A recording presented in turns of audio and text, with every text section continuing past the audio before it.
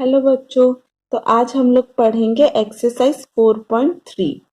तो एक्सरसाइज 4.3 में दिया है first question, name the angles in the given figure. मतलब एंगल्स का नाम लिखना है जो इस फिगर में दिया है। तो एंगल्स को हम लोग लिखते हैं ऐसे, इसका मतलब होता है एंगल।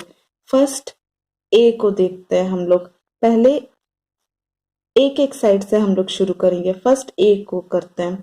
तो यहाँ पे डी ए बी, ए बीच में आया, इसका मतलब ये वाले एंगल के बारे में। जैसे यहाँ पे मैंने लिखा डी ए बी, तो यहाँ पे क्या है, ए बीच में है, मतलब D angle D A B, इसका मतलब ये एंगल हुआ। जो बीच में होगा वो वाला वैल्यू होगा। ये वाले को मैंने लिया। अब मैं लेती हूँ, यहाँ पे भी एक एंगल है, तो इसको मैं लेती हूँ। अब इसको लिखने के लिए मैं क्या करूंगी, ए बी सी। तो एंगल ए बी सी, ये याद रखिए एंगल का साइन है। उसके बाद सी को लिखने के लिए B C D, angle B C D, जो बीच में होगा वो उसका वैल्यू होगा, मतलब बी सी डी, मतलब ये वाले एंगल के बारे में बात कर रहे हैं। अब हम लोग करेंगे ये वाला एंगल जो है। तो ये एंगल कैसे होगा, C D A, angle C D A. तो ये चार एंगल्स हो गए, A B C D angles है। यहाँ पे एक एंगल बनेगा, यहाँ पे एक एंगल बनेगा, यहाँ एक एंगल बनेगा, यहाँ एक एंगल बनेगा। मतलब कि यहाँ पे जो दिया है, यहाँ पे दिया है ए बी सी डी, यहाँ पे एक एंगल है, यहाँ पे एक एंगल है, यहाँ एक एंगल है, यहाँ एक एंगल है। इस एंगल के लिए मैंने लिख दिया डी ए बी, इस एंगल के लिए लिख दिया ए बी सी, इस एंगल के लिए लिख दिया बी सी डी, इस एंगल के लिए लिख दिया C D A. I hope question number 1 आपको समझ आया होगा। अब हम लोग करते हैं क्वेश्चन नंबर 2। तो क्वेश्चन नंबर 2 में दिया है, इन द गिवन डायग्राम, मतलब जो गिवन डायग्राम है, दिया हुआ डायग्राम है, name the points. Name the points मतलब पॉइंट्स का नाम लिखना है। In the interior angle, interior मतलब होता है जो अंदर एंगल दिया हो, मतलब जैसे ए इसके अंदर दिया है तो ये इंटीरियर हुआ। बाहर वाला को बोलते हैं एक्सटीरियर, एक्सटीरियर मतलब बाहर वाला। इंटीरियर इन है, इन मतलब अंदर, एक्सटीरियर, एक्सटीरियर मतलब बाहर वाला। तो यहाँ पे दिया है क्वेश्चन में, in the interior of D O ई।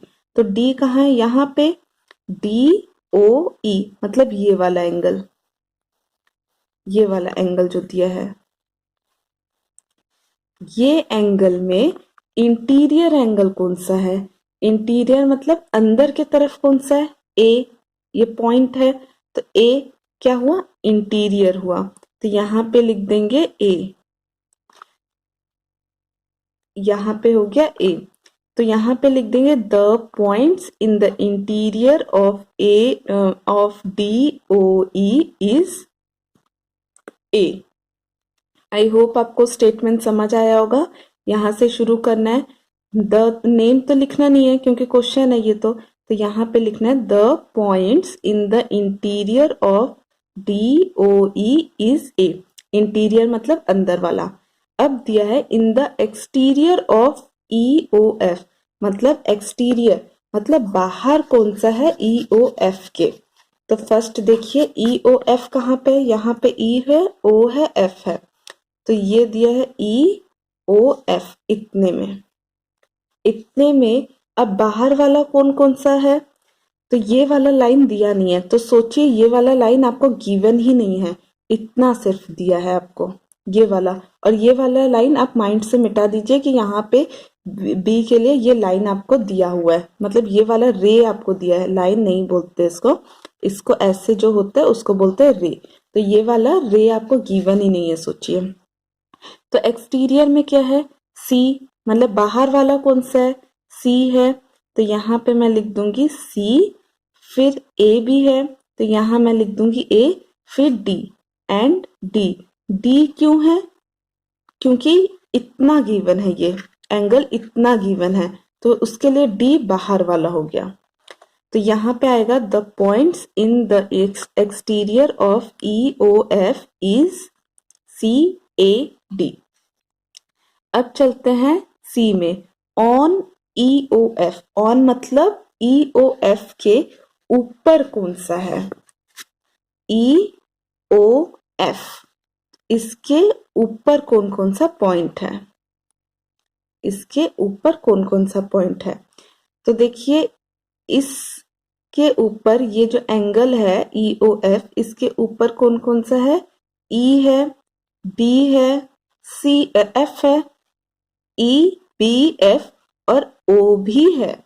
यहाँ पे जो O दिया है वो भी है। तो यहाँ पे लिखेंगे EBOF। तो the points on EOF is EBOF। ये देखिए इसके ऊपर कौन कौन सा है? यहाँ पे पॉइंट्स E भी है, O भी है, B भी है, F भी है इसके ऊपर। तो वो सारा मैंने लिख दिया। अब हम लोग करेंगे क्वेश्चन नंबर 3। क्वेश्चन नंबर 3 में दिया है draw rough diagrams of 2 angles. मतलब आपको रफ डायग्राम बनाना है 2 एंगल के साथ, सच डैट, ऐसे कि दे हैव, मतलब उनमें 2 एंगल्स बनाना है। ए में दिया है 1 पॉइंट इज कॉमन, मतलब 2 एंगल बनाना है, ऐसे बनाना है जिसका एक पॉइंट कॉमन हो। तो वैसे कैसे बनेगा ये वाला? ए का मैं करती हूँ, एक पॉइंट कॉमन हो तो 2 एंगल बनाना, याद रखिए। तो 2 एंगल मैं बना देती हूँ। सपोज ये एक एंगल हो गया, ये एक एंगल हो गया, और एक इसको मैंने एक एंगल ले लिया। तो ये वाला कितना 2 एंगल हो गया, जैसे ABCDO।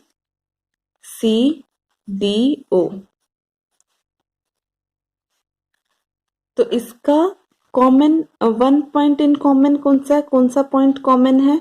O पॉइंट कॉमन है। AOB हो या COD हो, O क्या हुआ? कॉमन हो गया। तो फर्स्ट वाला आंसर हो गया ये वाला डायग्राम, जिसमें 2 एंगल बन गया और O कॉमन हो गया। अब चलते हैं B में। तो B में क्या दिया है? 2 पॉइंट्स इन कॉमन, मतलब 2 पॉइंट कॉमन होगा। 2 पॉइंट्स इन कॉमन। तो यहाँ पे फर्स्ट क्या दिया है? 2 एंगल बनाना है। तो मैंने सोचे यहाँ पे 2 एंगल बना दिए। ये एक एंगल हो गया, ये एक एंगल हो गया। अब जब एंगल बनाया है मेरे को नाम भी देना पड़ेगा। तो O मैंने दे दिया, यहाँ पे A, यहाँ पे A, यहाँ पे B, यहाँ पे C। तो यहाँ पे देखिए जब भी एंगल होते हैं तो यहाँ पे डॉट ये वाला दीजिएगा, क्योंकि ये पॉइंट है, ये D पॉइंट, ये C पॉइंट, ये A पॉइंट, ये B पॉइंट। तो यहाँ पे क्या है, मैंने लिख दिया 2 एंगल बना दिया, AOB और एक BOC। तो यहाँ पे 2 पॉइंट्स आर कॉमन। तो ये वाला देखिए, ये पॉइंट्स दोनों क्या हो रहा है? कॉमन हो रहा है।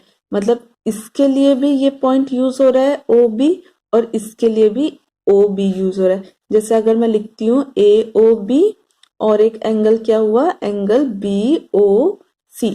तो देखिए यहाँ पे OB यूज हो रहा है, BO यूज हो रहा है, मतलब ये वाला दोनों। तो ये वाला दोनों क्या हुआ? ये वाला दोनों क्या हुआ? कॉमन हो गया, OB और BO। आई होप आपको B समझ आया होगा। अब हम करेंगे C में दिया है 3 पॉइंट्स इन कॉमन। B में दिया था 2 पॉइंट्स, C में दिया 3 पॉइंट्स। तो जैसे मैंने B का डायग्राम बनाया था, मतलब B का डायग्राम बनाया था, वैसे ही मैं C का बना देती हूँ। तो ये O हो गया, ये A हो गया, ये B हो गया, ये C हो गया। तो 3 पॉइंट्स इन कॉमन। तो यहाँ पे एंगल क्या बन गया? एंगल जब बन रहा है AOB बन रहा है, और एक क्या बन रहा है? BOC। तो देखिए OB OB कॉमन हो गया। तो तो इसमें क्या हुआ, 2 पॉइंट कॉमन हुआ। जैसे ये बी में था, बी का आंसर ये भी आप लिख सकते हैं, जैसे यहाँ पे दोनों पॉइंट्स कॉमन था। लेकिन सी में क्या दिया, 3 पॉइंट्स कॉमन होना चाहिए। तो मैंने इस ये वाला लाइन दोनों में आ रहा है, मतलब ये वाला जो रे है, ये वाला रे ओ बी का जो रे है वो देखिए ए ओ बी में भी आ रहा है, बी ओ सी में भी आ रहा है, मतलब ये वाला लाइन क्या है, कॉमन है, ये वाला रे क्या है, कॉमन है। तो मैं इसी में और एक पॉइंट डाल देती हूँ डी। तो डी पॉइंट डालने से क्या हुआ, 3 पॉइंट सब कॉमन हो गया। तो आप यहां से यहां जाओ या यहां से यहां जाओ, लेकिन ये 3 क्या हो गया, कॉमन हो गया। इसके लिए भी कॉमन हो गया, इसके लिए भी कॉमन हो गया। तो 3 पॉइंट कॉमन क्या हुआ, ओ डी बी। तो ये 3 पॉइंट हो गया ओ डी और बी, ये तीनों पॉइंट दोनों एंगल के लिए कॉमन हो गया। जैसे कि ये एक एंगल बन रहा था तो ये वाला कॉमन इसमें हो गया, ये एक एंगल बन रहा था तो ये वाला अगेन इसमें कॉमन हो गया। आई होप आपको सी समझ आया होगा। अब हम चलते हैं डी में। डी में दिया है 4 पॉइंट्स इन कॉमन। तो बी सी का मैंने जैसे किया वैसे ही मैं डी का बना दूंगी। तो डी का भी मैं सेम ही बनाऊंगी। यहाँ पे ये ओ हो गया, ये ए हो गया, ये बी हो गया, ये सी हो गया। तो यहाँ पे कॉमन क्या है, ये वाला लाइन, ये वाला जो रे है ये इसके लिए भी कॉमन है, इसके लिए भी कॉमन है। मतलब ये वाला आप यहाँ से यहाँ पे जाओ, ये यहाँ से यहाँ पे आओ, तो ये वाला क्या हुआ, ये वाला दोनों के लिए कॉमन हो गया। अब यहाँ पे दिया है 4 पॉइंट, ये फर्स्ट पॉइंट हो गया, ये सेकंड पॉइंट हो गया। यहाँ पे मैं 2 पॉइंट और लगा देती हूँ, डी ई। तो ये क्या हुआ, ओ डी ई बी। ये वाला क्या हो गया, 4 पॉइंट हो गया जो सब में कॉमन है। तो यहाँ पे हो गया ये वाला डायग्राम जो हो गया, ये हो गया डी का। यहाँ पे डी दिया है, यहाँ पे एफ ले लो या आपकी मर्जी है। मैंने ये वाला अल्फाबेट्स लिया है, आप कोई और भी वैल्यू ले सकते हो, मतलब अल्फाबेट्स ले सकते हो, आप एक्स वाई जेड ले सकते हो, E D F G H ले सकते हो, कुछ भी ले सकते हो। तो 4 पॉइंट्स कॉमन क्या हो गया, ओ एफ ई और डी। आई होप आपको समझ आया होगा। बी सी डी में कुछ डिफरेंस नहीं है, सेम ही है। अब दिया है 1 रे कॉमन है। तो 1 रे कैसे कॉमन हुआ इसका, अब वो हमें देखना है क्या बनाने से 1 रे कॉमन होगा।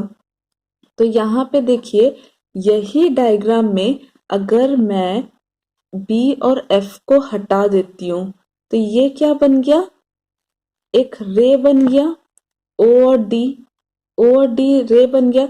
तो ये दोनों एंगल में, ओ सी डी में एंड ए ओ डी में, ये दोनों में देखिए ओ डी एक रे बन गया।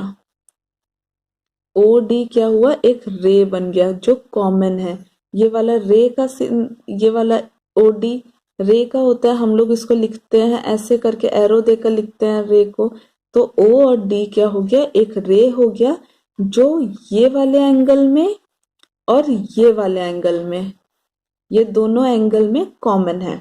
आई होप आपको क्वेश्चन नंबर 1 2 3 समझ आया होगा। अगर आपको फिर भी कुछ डाउट है तो कमेंट सेक्शन में मुझसे पूछेगा आप। अगर आपको वीडियो पसंद आता है तो लाइक करिए, अपने फ्रेंड्स के साथ शेयर करिएगा, और अगर आपने अब तक मेरे चैनल को सब्सक्राइब नहीं किया है तो प्लीज़ सब्सक्राइब कर दीजिएगा। Thank you.